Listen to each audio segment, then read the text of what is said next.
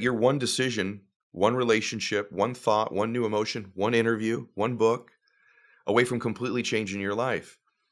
But you will never see those one mores if you hold on to these things that don't serve you. Ed Mylett is a globally recognized entrepreneur, performance coach, and speaker. He got his start in the financial services industry and has spearheaded ventures in technology, real estate, health, and more. With over 3 million online followers, Ed inspires audiences all over the globe with his weekly podcast, The Ed Mylett Show. And he's also a speaker in both small gatherings and big arenas. He's the author of the bestseller, Max Out Your Life, and his latest book, The Power of One More.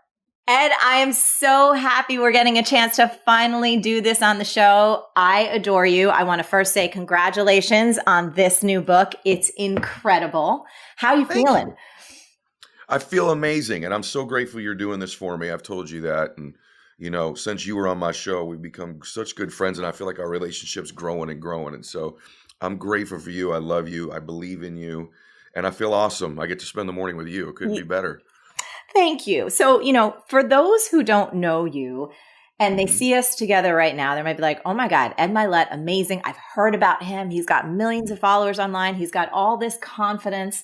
But most people don't know our beginnings, right? So they're just seeing kind of the end or where we're at right now, but they don't know how we actually got here. I'm wondering if you can start off by telling us a little bit about your childhood, especially as it relates to your beautiful father and how his transformation in many ways set the groundwork for who you've become as a man today. That's 100% right. You're so right, by the way. It's so easy to look at the after. And by the way, I'm not even so sure my after isn't a massive work in progress still itself. Are you kidding? Right. Two hands up for that one. We both know that. And we do that for one another, and so do some of our other mutual friends. But how I grew up in a loving family, but I grew up in a dysfunctional family. My dad was an alcoholic and a drug addict until I was almost 15. Only my dad would do this, but my dad got sober on 420, which is pretty funny. My dad's sobriety birthday is 420. And what's interesting about that is my father never celebrated his actual birth date again the rest of his life. He only celebrated his sobriety birthday. But, the first 15 years of my dad's life, he didn't live the best. And so one of the reasons I believe so deeply humans can change is because I watched my hero do it. First 15 years of my life, not very good at all. Last 35, just the best human being I've ever known. But it certainly impacted me. I didn't have a lot of self-confidence. No, that's not true. Let me amend that. I had no self-confidence. And I felt ashamed of where I came from. And I went to school every day insecure. I was a little guy, so I got bullied. It was always Eddie Spaghetti, your meatballs are ready. And then I'd get beat up on the playground, and then I'd have to go home, and my dad, would probably be drinking. I got to tell you one thing about that, Marie. It's just for you and I realized I've made pretty significant amount of money in my life with like very limited skills. And two of them I have that I do know I give myself credit for is one, I'm really present with people and I read them well and I love people. And the second thing I'm pretty good at is talking or changing someone's state, them feeling energy when I speak. And it dawned on me when I was writing the book, both of those are born out of my dad. That when I was a little boy, 5 years old, I was never a little boy. Actually, the truth is I was never a little boy, but when I was 5, I had 3 sisters and a mom. When my dad would come through that front door, I had to read this man at 5 years old. I remember looking up at him hundreds of times. Was it sober, Dad, and we're going to have dinner and go shoot baskets in the backyard? Or is he drunk? What's his physiology? How's he walking? Is his tie tied the right way? How's he speaking? How did the key go in the lock? I could tell by the sound of the key in the lock. And if he was drunk, I had to get my sisters upstairs and I had to tell Mom, go take a shower. And then I'd have to grab my dad's hand and talk to him. Dad, I got a 93 on my spelling test, Daddy. I hit a home run in Little League today. How was your day? And I try to walk and change his state. What I didn't know was happening that whole time was it was giving me, Napoleon Hill says, on the other side of temporary pain, you meet your other self.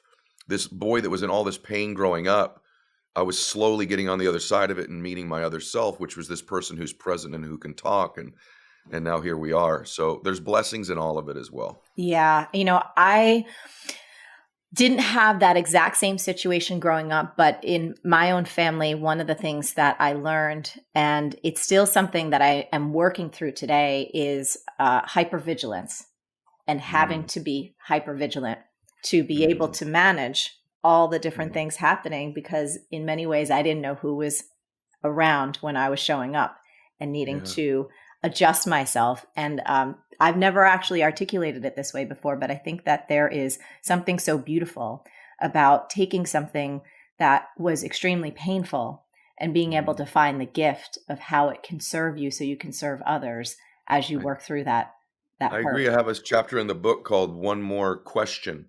And it's the questions we ask ourselves. It's not the events of our lives that are going to define us, it's the meaning we take from them. And that meaning comes from the question we ask ourselves about it. And when we get the right answer, then it creates the emotion that serves us, and then our behavior is favorable.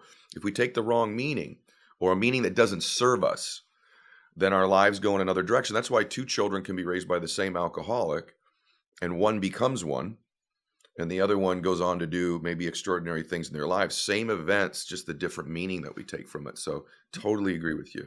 So you've had a lot of pivots and changes in your life and career, which I think everyone watching and listening can relate to. We have chapters of our life where we're doing different things. And I think so often some of our most impactful growth experiences come from things that are really painful. So for you, I think one of those pivots was around baseball. Can you share that story? Yeah, I thought, like many people, my first big dream of my life ended. And so for me, it was baseball. I really never thought I was going to do it. There's the only thing I was good at, Marie, when I was a little boy. Like the one place that I used to conflate, I talk about this in the book, I conflated love with significance or recognition. And a lot of us do. And so for me, the only time I really felt love from my dad is if I hit that home run, if I got the A, then I felt loved. So I started to get, significance is love. That's a dangerous way to live because now you're always having to earn love. You're always having to earn it. But for me in baseball, it was my dream. It was all I was really ever going to do. It was what I was good at. And then I had a really catastrophic injury. I got hit with a pitch and it, believe it or not, formed a tumor on my right calf. Oof. And then they had to take part of my leg to take the tumor. And then it grew back. And I went back and played again. I wasn't as good, but I could still play. And then it grew back again.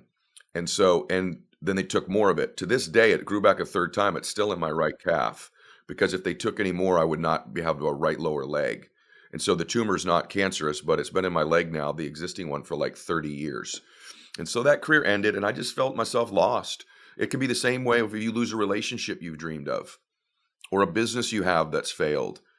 And if I could share something really personal with you that just occurred to me, and I haven't told you this, but I know I won't try to answer this long every question, but I want to share this with you because I think you're going to think this is amazing.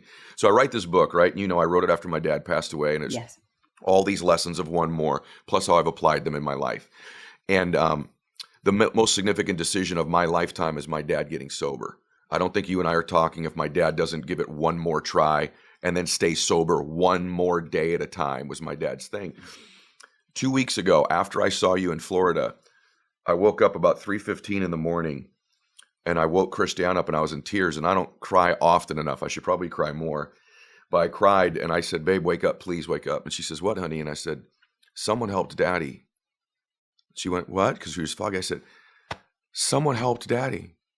Some precious soul in my dad's darkest moment of his life, when he was on his knees going to lose his family, intervened in a coffee shop somewhere or a dark room somewhere and helped my father. And I've never thought about it before. And I don't know who this precious human being is. It was just one human helping another human with their humanity." And I said, "Babe, here's the craziest thing. What qualified this person to help my dad was their own shame, that they were also an alcoholic and a drug addict at one time. The things they're most embarrassed of, the biggest failures of their lives, is what qualified them to help my father in his darkest moment." And as humans, we think, my first dream ending, baseball, my relationship ended, my business didn't succeed, I've done something I'm so embarrassed or ashamed of, or I've just never done anything extraordinary in my life. What qualifies me now to do something awesome? It's those very things you may be embarrassed by or ashamed of, or what you think are failures, are the actual thing that will connect you with the human beings in your life that you can make the biggest difference for. Little did this person know, Marie, when they were using drugs and probably stealing from their family or drinking and driving and all in bars late at night, doing things they're completely ashamed of, they were being prepared to change my father's life and my life. And I've reached millions of people because of this person. And so never disqualify yourself. This is what we do. We carry these bags of shame around with us. And we think that's it. And it's not it. This person's most extreme mistakes changed my life, my children's lives, my grandchildren I haven't had yet. Owe a debt of gratitude to this person. And that's what we're born to do, is to help one another in quiet moments and in loud moments in our lives, big and small ways. And you never know the ripple effect. So I had to tell you that. I love that so much, because I think that especially for those listening and watching right now, one of the things that I know about us, about ambitious creatives, about people with big hearts who know deep down that they're here to make a difference, is that all of us are often really hard on ourselves. And when we stumble and when we fall and when we don't reach up to that height that we know we can eventually reach, we want to hide. And we want to keep it to ourselves, and we want to go in that dark corner and just pull away from the world. And what I love about that story is the very thing that might bring you the most shame and the most embarrassment and the most humiliation is that connection point that can open up another person's soul and give them the opportunity to try one more time, to get up one more time, and to go for it one more time. Yeah. Amen. So, speaking of meaningful experiences, we got to talk about the McKinley Home for the Boys and how you ended up working there and the course that set you on for the rest of your life. This is so good. I love this. So all these one mores happen. My dad, I'm 15. We're driving to a Little League game. My dad's crying, and he basically pulls over and says, I'm going to try to get sober one more time. I'm going to give it one more try. I said, Daddy, why would this be different? He says, listen, your mom's taking you and sisters. I'm losing my family, and I don't want to lose you. And you deserve a father you can be proud of. Your mom deserves a husband she can respect. I'm going to give it one more try. Then he got sober, and I said, so Dad, you never going to drink again? He goes, I don't know. I'm just not going to drink for one more day. And my dad stacked those days up for 35 years. That's impacted me a lot, Marie, because in my business career, been a lot of times I wanted to quit. And we think, well, I have to decide I'm never going to quit. Everyone says it, never quit. That's a big decision to make. I've just a whole bunch of times said, I'm not quitting for today, and gone on to the next day. But my dad came home from his first meeting, and I get emotional about this because it changed my life. He came home, he goes, I was living at home, baseball was over, living at his house, eating out of his fridge, not really trying to find a job. And my dad says, I got you a job. My dad was a dude. He was a tough dude. He goes, I got you a job. I said, hey, what is it? He goes, you don't get to pick. You're eating out of my refrigerator, man. You're a grown man. Get your butt down there. So I show up the next morning, and I said, hey, I'm Ed Mylett. I'm here for the job. I don't know what it is. They go, well, you need to come back when you know. I said, I have no idea. They said, who's giving you this job? I said, Tim. They said, there's 3 Tims here. I said, here's all I know. This guy was at a meeting for alcoholics with my dad last night. They go, oh, drunk Tim. That's Cottage 8. Head over there.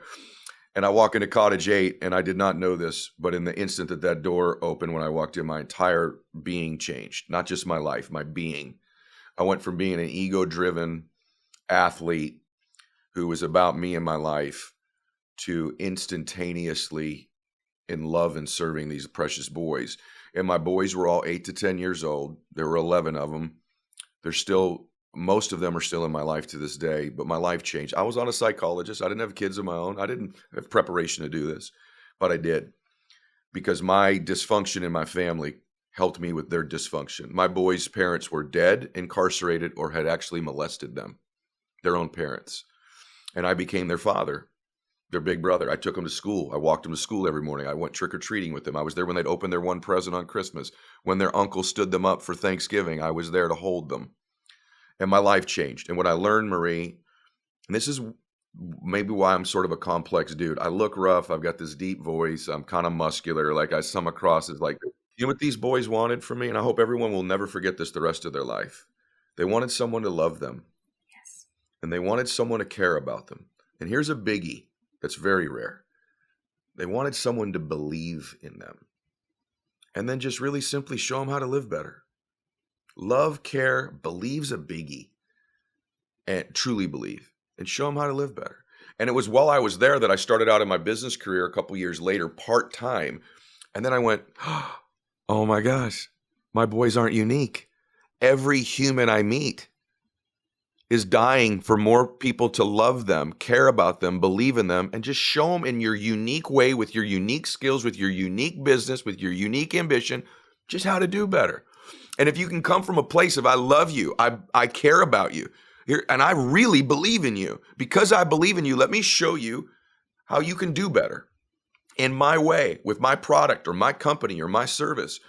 And I've applied that. And so when Marie Forleo comes all the way out to my house to do an interview, what I know when this precious soul gets there, just like me, she could use one more person who loves her and cares about her and believes in her and just shows her how to do something better. And you do that for me. I do that for you. It's what I've done in all of my businesses. So it altered my life, like just altered my life. And I fell in love with, you know what? I've had 5 jets. You know this. I own an island. I own, houses. That stuff is great. I love it. I want everyone to have them, but it doesn't fill me up. It just doesn't. It's like, it's good, but it doesn't fill you up. Yep. Helping another human being fills me up. It's not work for me. I get to do it. I can't believe people will let me do it, but they do. And so that's what McKinley Home for Boys did. It changed my being, not just my financial life or anything like that. I was making $5 an hour. That's how old I am. But it changed my being. Are you loving this conversation? I hope it's inspiring you to go for all of your dreams. And if you want a little more tactical help on how to get there, you need to pick up a copy of my #1 New York Times bestseller, Everything is Figure Outable. You are going to love it. You can go to everythingisfigureoutable.com to learn more and grab your copy today. One of the other things and many things I love about you, and I discovered this even more when we were together in Florida not so long ago. Like, I knew you had a big heart, but some of our conversations about animals and helping figure things out, I was like, oh my goodness, Ed Mylett is even better than I thought he was. And so I know I was poking a little fun because, look, I'm from Jersey. I had a Gold's Gym membership since the time I was like 14, 15 years old, like pumping iron, being in the gym. Like it's just a part of who I am. And that, that's a little bond that we have. But what I admire and respect about you so much is that your heart and your soul is way bigger and grander and more powerful than your muscles will ever be. And your muscles are awesome. We love that. That's fun. By the way, you know what we have in common that I've never told you before? What? We also have dancing in common. Wait, You would never, well, first off, I can't dance like you dance, but people always, what's one thing I don't know about Mylett? Well, I danced in college. So, and I'm not talking about like Chippendales. I'm talking about I danced in college. I danced in a club. I danced in a club for 3 years. That's how I made my living in college. And then I toured with some different hip hop groups a couple years during that as well. So you would never know that, but me and you have dancing in common. Now, if you get with me and we go to a wedding, I'm showing you what worked in the 90s because I haven't evolved or changed it all. All dance, right? I will say this, Ed Mylett, all dance is fantastic dance. Every time I'm with people, I don't care if they're offbeat. I don't care if they're doing their own thing and it is completely disconnected from any kind of rhythm. Movement is medicine. Movement is magic, right? Can you please tell my daughter this? So can you please tell my daughter? So I stop embarrassing her at weddings because she's like, Daddy, this is 24 years old. You have to stop the Roger Rabbit. It's new again. It's new again. Listen, I will do the Running Man. I will do the Kittens. I will do it all. And then we'll take it new school. I'll tell you, not even just 3 days ago, I was doing the worm in front of like 30 people. And I'm like, look, we're going to pull it out. We're going to take it new school. We're going to take it old school. But yeah, we'll talk to Bella. It's Bella, right? We're going to talk to Bella about that. Exactly. So all movement is medicine. And when people I agree with you totally. And when people dance together, there's like healing and magic that can happen. That just doesn't happen in any other way. Okay. So I feel like your career from like a financial and success perspective really took off in this high octane world of finance, right? And entrepreneurship. And you kind of hit it out of the park. And then you made a shift into the world of personal development. Can you tell me more about how that transition happened? What inspired it? What was in your heart? What was in your soul? What was happening in your life? Yeah, all the stuff in the book is, by the way, it's a pretty heavy book. I got to say, like I do stuff on your reticular activating system and time management, and I get really heavy on how to change yourself because I had to get heavy. So I learned all these tools, truthfully, Marie, to become a baseline functioning person. And then when I got good at them, I started to refine what worked for me, my own strategies, my own slant on things, my own understanding of your, the prefrontal cortex of your brain and managing, your emotions. And so I think for me, when I got into business, I had to use these things to become relatively successful. And then I started speaking, and certain CEOs say, oh, come talk to our company, come talk to this, which leaned into like coaching people, coaching executives, then coaching entertainers and athletes. And now I'm blessed to coach. I enjoy coaching all people, but I particularly enjoy coaching people who can move the needle in the world. And so I have a chance to coach, as you know, some really, impact players in my life. But I started to just really become addicted. But the funniest part of it is that it was really Tony Robbins who convinced me. I'll tell you the funniest story. We lived near each other, and he's like, "Hey, listen, I think you're the GOAT. I think you should go do this. I think you should really share." And I'm like, "Well, I want to help, but I don't want to be a public person. I'm too introverted. I like my privacy. I see how people treat you. I need that introvert." He goes, "That's why you're an effing liar." Right to my face. And I go, "What do you mean?" He goes, "Well, you say you want to help people, but not if it's going to inconvenience you. So you don't really want to help anybody." I go, "You know what, MFer? Give me the phone. What's this?"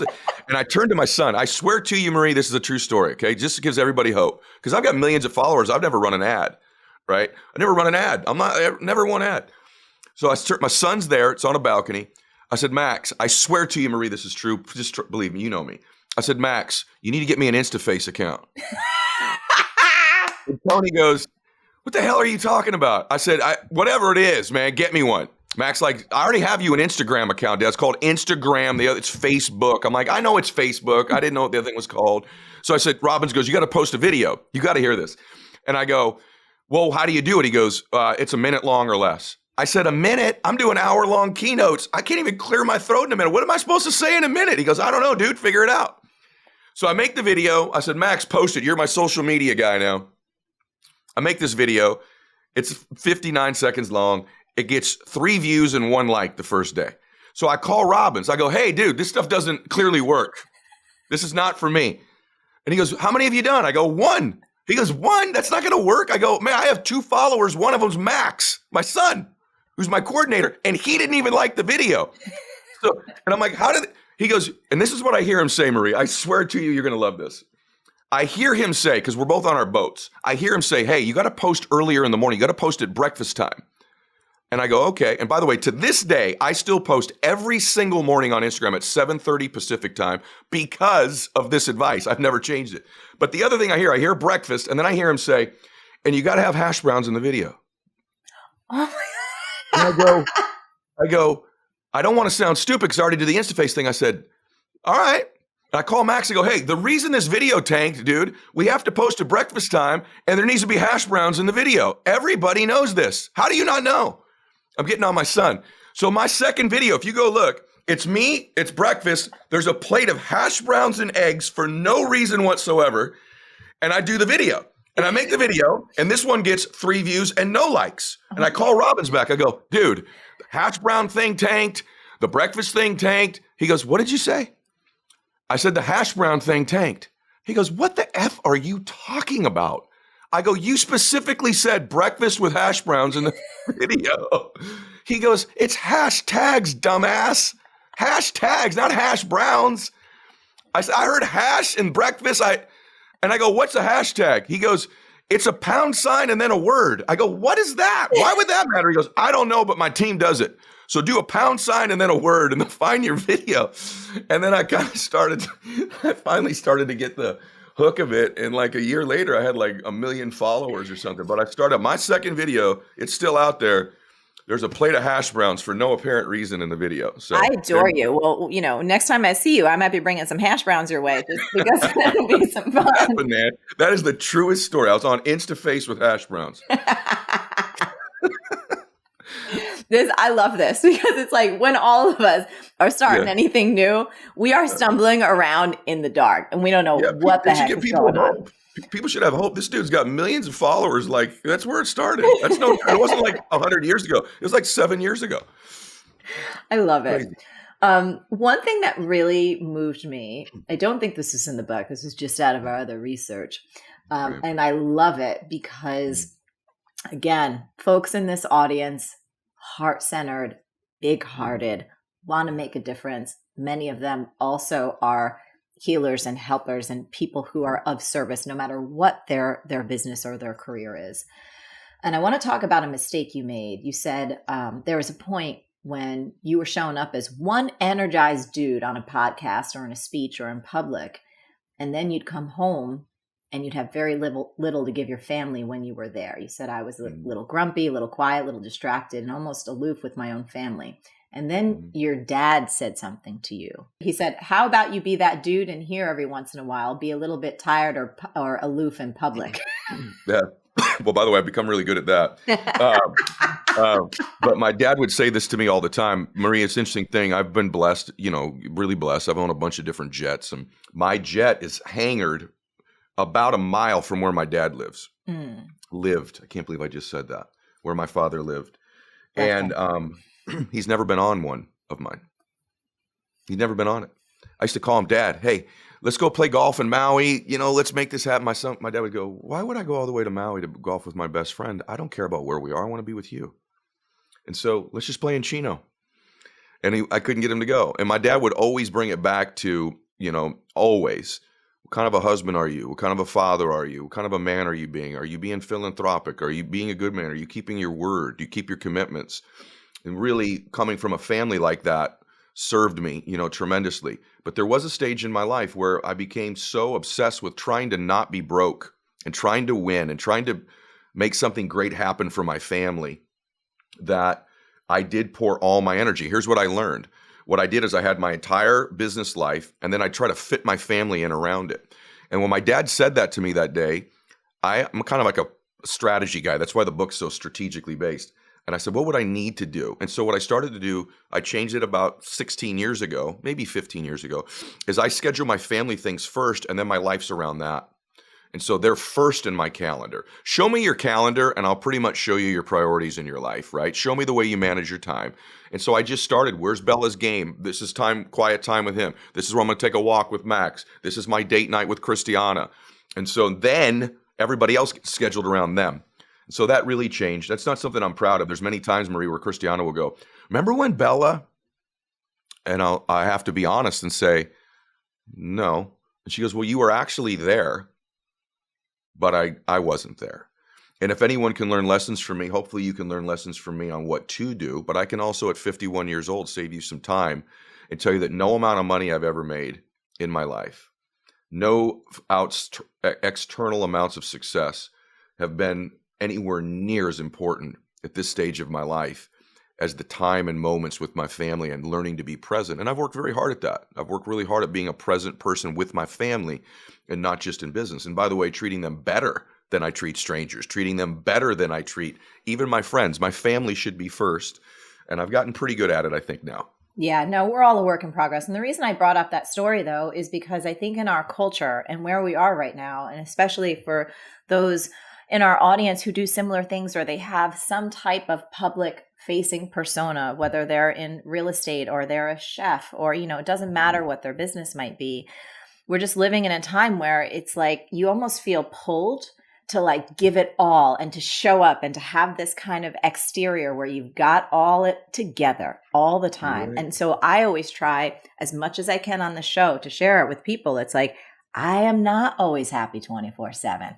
I have my downtimes. I catch myself. I am that continual work in progress so that people don't feel in their quiet moments alone like they're not enough or if they've made mistakes like this. Showing up. What you become, Marie, and I try to be that way too. We see each other's stuff. I'm like, hey, I'm having a really bad day. Yeah. Or I'm down. And the reason is that there's people there. I want to be aspirational, not always just inspirational. And aspirational means I'd like to be more like him. I'd like to be vulnerable. I'd like to have weaknesses. I want to overcome things. I want to give you hope, not think I'm unapproachable and perfect. And I'm not. You write books oftentimes to heal yourself. Mm-hmm. You teach things that you need to learn. And so this book is loaded with things I do very well. But then sometimes when I do an interview about the book, and I'm so glad we're talking about this, I get off of it and I feel a little bit guilty because there was no room in the interview to share some truth, which is that there are things in this book I don't do regularly that I need to do more of. And I want people to not, when they listen to me, go, wow, this guy, has his act together. I want them to go, I say in the first page of the book, I know you because I am you. I know what it's like to have fears. I know what it's like to have anxiety. I know what it's like to worry. I know what it's like to think, to get somewhere and go, it didn't feel quite like I thought it would feel. Mm-hmm. I know what it's like to have imposter syndrome. I know what it's like to self-loathe after a speech and go, my gosh, you forgot this. You should have said that. Why didn't you do this? I know what all of that's like. And I also know what it's like when I overcome it. Yeah. And I know what it's like to have strategies and tools that go, no, you don't win this time, Mr. Not Confident. The That's right. self-confident guy's stepping up, and here's how I do it. Yep. And so it's like a weapon I use against it sometimes. That's right. That's right. I love in the book, you talk about better questions lead to better answers. And that's one of the tools that I'm always looking at, trying to dig around in this mind of mine that can be a very tricky place at times. There's so much power in asking questions and then doing the work. Can you talk to us about the one that's used by the Navy SEALs, this notion of what part of this situation can I control right now? How does that show up for you? How have you seen it show up for your clients?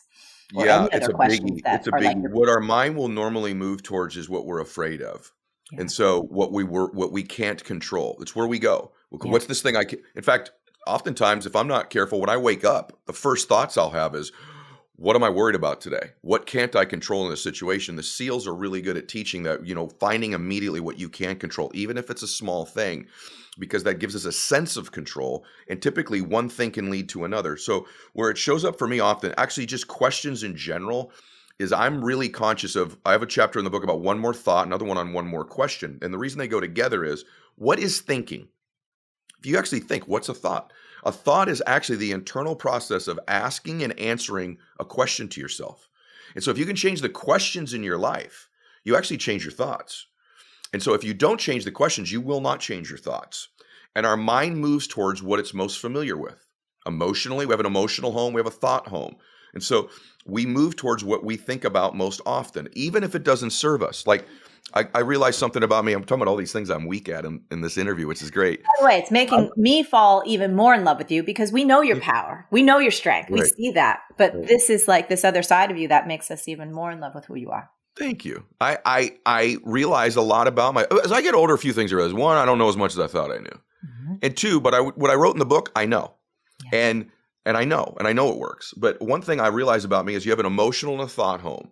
And so my normal thought, my father, God bless him, we get installed these software programs in our thinking by people who love us, but it's when we're young. So, and they project their limited thinking into us or their emotional state, and we end up adopting it. Most things as a child are caught, not taught. You catch it. And so one of mine is my dad, more than 1,000 times in my life, Marie, when we hang up the phone, he go, "Hey, I love you." And he'd go, "Be careful." He didn't even know he was saying it. I'm 50 years old before my dad passed away. "Hey, have a good speech out there. Be careful." How'd the flight go? It went great. Hey, he goes, "Good. Hey, you and Christiana going to dinner?" "Yeah, we're going." "Hey, be careful." I have no idea what that even means. But if you tell someone that 1,000 times when they're a little boy, what do I walk out into the world? What do I need to be afraid of? What do I need to be worried about? Who's coming to get me? How can I lose here? I might blow it. So I've lived with this like internal fear. That's one thing I realized about myself. I don't need to be careful, Dad. I don't need to be careful. That's not a great way to go through life. It's not a great premise to live a life, is being careful all the time. How about be peaceful, be bold, be passionate? But that wasn't what he would say to me. The other thing I realized about myself is that I love chaos. In fact, I've bragged for years. I operate great under chaos. Is that really how I want to live? So the fact that I'm functional in it, do I want to live with chaos? But it's one of my primary emotional homes. In any given week, you have 4 or 5 emotions in your life. No matter what the external conditions are, you're going to find a way to get your emotion. You're going to find a way to get your worry, your peace, your joy, your ecstasy, your anger, your chaos. And for me, I got them to where they're all really ones that I loved, except chaos. So no matter how good things are going, I got to stir it up and mess it up and make it better and fix it. And I finally just determined I don't want to live in chaos. And the reason I live in chaos is I was a son of an alcoholic.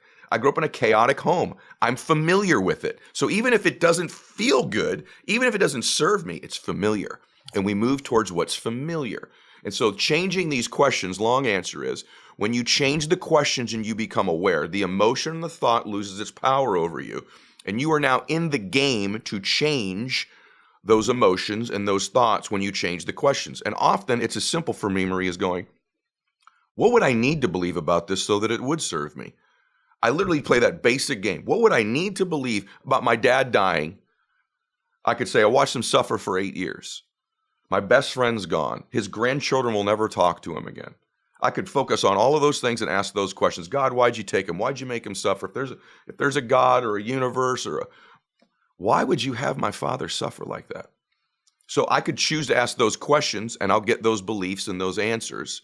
Or I could change and say, what do I need to believe about my father's passing that would serve me? And that's what I've done. And from that, I've created a series of answers that give me a beautiful set of emotions that ended up being a book. I love that. Isn't it interesting? Again, I raise my hand to this, how so many of us can hold on to something that doesn't work, whether it's an aspect of our business, it's an aspect of our emotional home, it's an aspect of a relationship, it's an aspect of our creation that is no longer working, but we hold tight because it's comfortable. It's like a binky or a blanket, and we're afraid of what's on the other side of the unknown. I think you just defined the limitations in our lives. Yeah. The premise of the book is really pretty simple. It's that you're one decision, one relationship, one thought, one new emotion, one interview, one book away from completely changing your life. But you will never see those one mores if you hold on to these things that don't serve you. You'll miss them. And you know the power of one more in your life when I take it from you. I just want you to think about this, how blessed you are if you're listening to this. My favorite thing to do in the world is to golf with my dad. And neither one of us were any good. It was my favorite thing. It's 5 hours with my best friend, and we would just talk. And we talk spirituality. We viewed that even differently. Politics, life, deep conversations. But Marie, do you know what I would give for one more round of golf with my dad? Like just to watch my father walk across the green again and come towards the golf cart with his big old floppy hat on and get in, put his arm. He goes, "That was a pretty good putt, wasn't it?" I go, "Good putt, Dad." Yeah. Do you know what I would give for one more of those? I mean, what if I told you you only have one more conversation with your sweetheart? How different and precious would that conversation be? One more dance with them. One more chance to hold their hand. One more talk with your father or your mother if you're blessed to still have it. Yeah. One more time to walk in and see Bella. "I love you, Bella Boo." What if I only had one more? And what if I started to look at my life a little bit more that way? I start to take these things as very precious. That even a podcast, what if this was just one more? How much more present would I be? This is what creates presence. This is what creates change, where we understand that things are finite. I watched my father die with me holding his hand. I'm holding my father's hand when he died. Do you think my dad was worried about the things he was holding on to that didn't serve him anymore? See, what you have to understand is that someday you will have one more day. All of us will. Our physical bodies will have one more day. So when you go Napoleon Hill says, begin with the end in mind when you set a goal.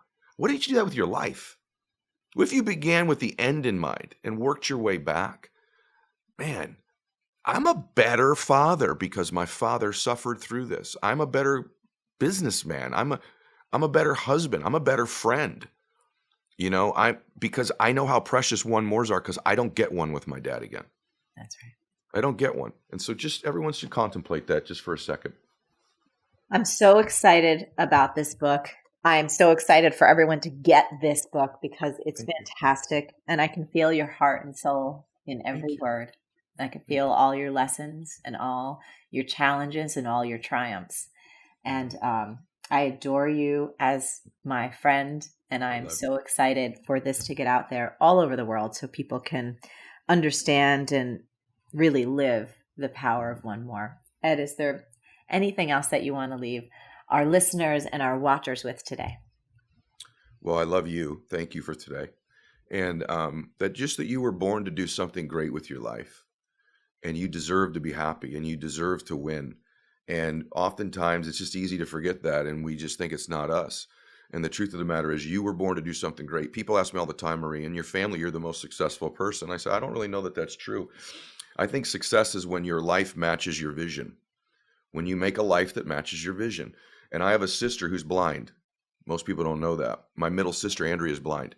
And she's a Christian school teacher, a little Christian school. And she's at least as successful, if not more than me. She makes $38,000 a year.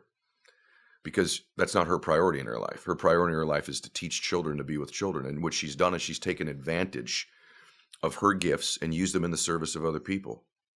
She's kind. She's generous. She's patient. She can't grade papers. She can't drive. But she can show up every day and love those kids and teach. And she's 4'11", so she's the same height as all of them. and she's living a totally successful and blissful life. She was born to do something great, and she's doing it. And so was I, and so was Marie, and so are you. And it's about time you get after doing that in a different level. And I would just say that, sound like a book salesman, but if you read my book, I will help you do that better. You'll be happier and more successful. Some of the chapters will resonate with you more than others, but there'll be a few in there that will hit you like a bolt of lightning. And there'll be something you'll use as a tool or a strategy the rest of your life, because you're supposed to do something great. So that's what I would leave everybody with. And I wish I could reach through the screen right now. Me too. And Insta-face you. Insta-face. We need to Insta-face, have some hash browns, and dance. That's what we need to do. Exactly right. That is exactly right. Thank you, my dear friend, for being who you are.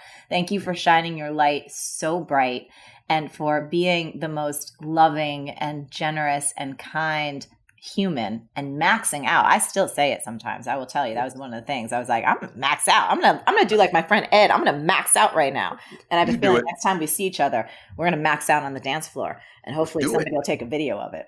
Yep, I got a sprinkler waiting on you right here. I love you dearly. I love you dearly. Thank you so much, and I'll see you soon. Are you fired up from watching that? It is time to take it even further. You got to click here and watch this interview with my friend and mentor, Tony Robbins. It will help you change your life. I promise. Click here. Watch it now. Problems need energy to live. And some things you just don't give them an energy. They're much easier to solve. Plus, it's easier to solve something in a beautiful state than in a pissed off, freaked out state.